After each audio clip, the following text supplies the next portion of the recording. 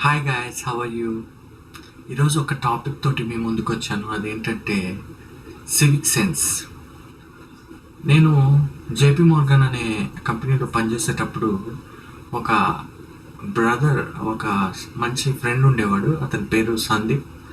అతను నాకు ఈ ఐడియా ఇచ్చాడు, అసలు సివిక్ సెన్స్ గురించి ప్రమోట్ చేయి అని. అసలు సివిక్ సెన్స్ గురించి తెలుసుకునే ముందు ఒక వీడియో చూద్దాం.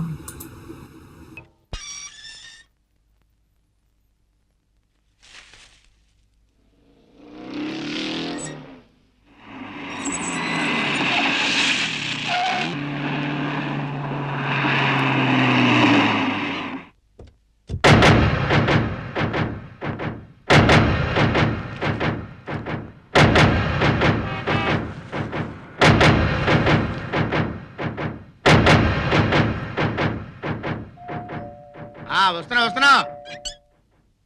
ఎవరు? ఏంటి సార్, ఏంటండి? ఈ చెత్త నీదేనా? అవును, మాదే. ఎందుకు రోడ్డు మీద పడేశావు? చెత్త రోడ్డు మీద పడిపోతే ఇంట్లో పెట్టుకుంటారండి. నీలాంటి చెత్త వెధవ ఇంట్లో ఉన్నప్పుడు చెత్త ఇంట్లో పెట్టుకోవడం తప్పు కాదు. మరి అంత లోక్ చేసి మాట్లాడకండి సార్. నేను చెత్త వెదవనా? అవును, మా చెత్త మా ఇష్టం వచ్చిన పారేసుకుంటాం. హలో, ఇది నా ఊరు, నా దేశం. అవును. నా ఊరు శుభ్రంగా ఉండాలి.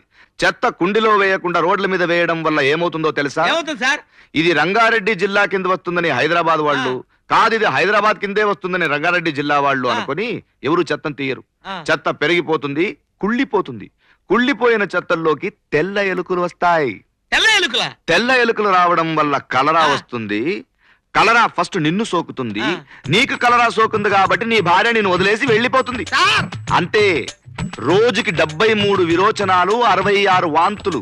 నీ కాళ్ళు పీక్కుపోతాయి, నీ నాలుక ఎండిపోతుంది. ఈ ఊళ్ళో ఉన్న అందరూ ఇళ్లు ఖాళీ చేసి వెళ్ళిపోతారు. చివరికి డాక్టర్లు కూడా ఈ ఊరికి రావడానికి భయపడతారు. నువ్వు దిక్కులేని వాడివై స్పృహ తప్పి పడిపోతావు. అంతే, రాబందులు వస్తాయి. నువ్వు బ్రతికుండగానే నిన్ను పీక్కు తింటాయి. మధ్యలో రాబందులు ఎందుకులే సార్? కలరా వచ్చిన బాడీలంటే రాబందులకి జిలేబీ లాంటివి. అవి నీ బాడీని పీక్కు తింటాయి.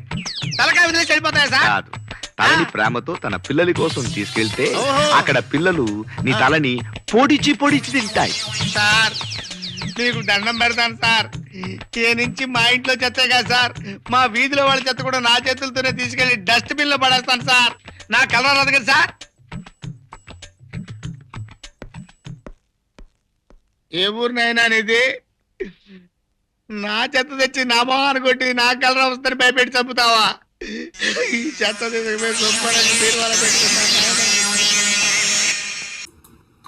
చూసారు కదండి, భలే ఫన్నీగా ఉందిగా.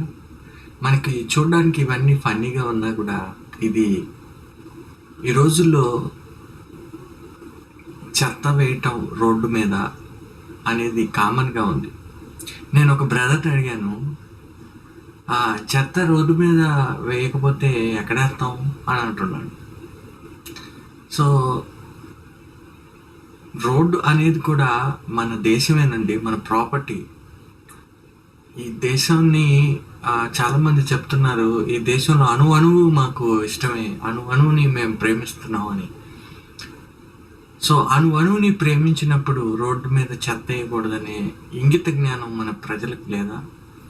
రోడ్డు మీద చెత్తే కాదండి, ఉమ్ము వేయటం, సిగరెట్ పీకలేయటం, పాన్ తిని ఉయ్యటం, గోడల మీద ఉయ్యటం, గోడల మీద మూత్ర విసర్జన చేయటం, ఇవన్నీ కూడా తప్పే.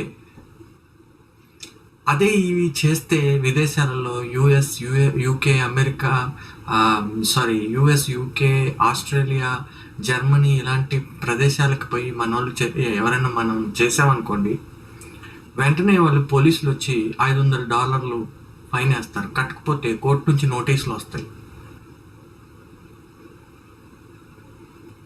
అది కూడా మనం దాన్ని ధిక్కరిస్తే మనల్ని అరెస్ట్ చేసే ఛాన్సులు ఉంటాయి. ఇవన్నీ చిన్న చిన్న విషయాలని మనకు అనిపించచ్చు, కానీ మన దేశాన్ని, మన పరిసరాలని శుభ్రంగా ఉంచుకోవటం అనేది సివిక్ సెన్స్. సో అంతేకాదు, సివిక్ సెన్స్ అంటే మనం ఏదన్నా, మొన్న సినిమా ఒకటి వచ్చింది, సినిమా యాక్టర్ అని వస్తే వాళ్ళని చూడటానికి వెళ్ళి తొక్కుకొని చనిపోతున్నారు. అంత అవసరం ఏంటండి? క్యూలో నిలబడి చూడండి. టీవీలో చూస్తున్నారు కదా, బయట చూస్తేనే వస్తుందా ఆనందం?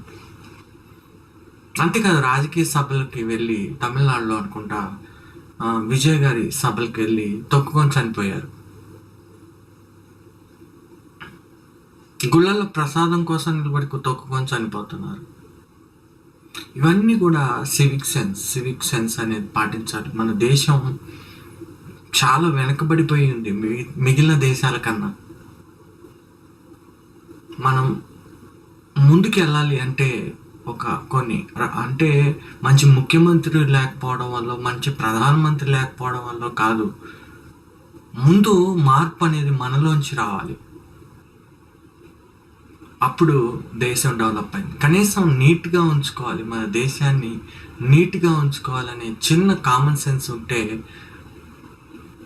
కనీసం విదేశాల నుంచి వచ్చే వాళ్ళకి వాళ్ళని వదిలేయండి కానీ ముందు మన దేశంలో ఉంటున్న మనకే ఇక్కడ ఎందుకుంటున్నారా బాబు అనిపించేలా మన బిహేవియర్ ఉండకూడదు.